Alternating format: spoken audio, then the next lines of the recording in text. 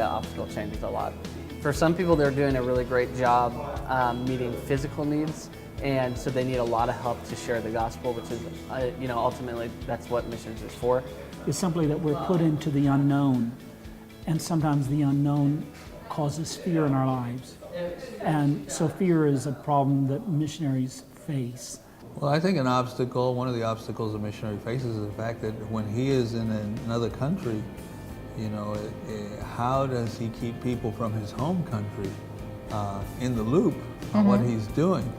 And newsletters help, but it's still very difficult to let people know what you're doing and get their prayer behind you, or even support behind you. It's just there are going to be obstacles, right? Anytime we put ourselves in situations that are new, or that are challenging, or that are uncomfortable. I almost got killed by some guys in Panama, right? I have been sick in a lot of different places. The orphanage that I was going to be volunteering at for 18 days in Brazil, I got there and they said, we're not gonna have any volunteers this week, right? And so the children literally just didn't get help, basically for a week because they were understaffed. One of the obstacles that people face in terms of trying to help in humanitarian efforts or social ministry, social work, is experienced especially by organizations or individuals who go into cultures that they have not established relationships with. One of the blessings of ministries like Arms Around the World is that Arms Around the World is helping people who have planted themselves into a culture who understand that culture. I was supposed to do this walk across the country with a couple of good friends, good guys, and one guy had to have a couple of leg surgeries, which is a pretty big deal, right before we left.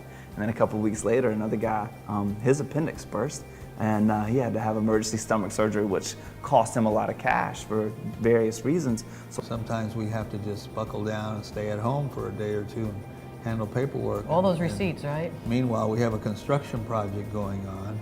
Meanwhile, you've got a literacy class graduation or something happening. You've got a school to run, and so it's groceries or a to team buy. coming in that we've got to take care of. So for some of them, it's just like having a team come, they have this opportunity to explode the gospel into an area, and then they can continue to follow up once they're gone, but it gives like this huge initial excitement in the community about Jesus. For some people, they have even if it's been oversaturated with the gospel, it may be that people are really deprived. So students coming can help them to get projects done.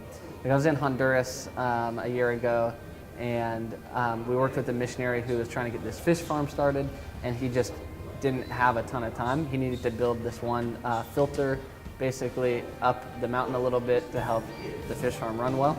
So we came in a week with 5 people. We smashed it out, built it really fast, and then after that, the fish farm was able to support this family, and it was able to support another mission, not even the same organization, a whole nother missions organization providing food for this orphanage.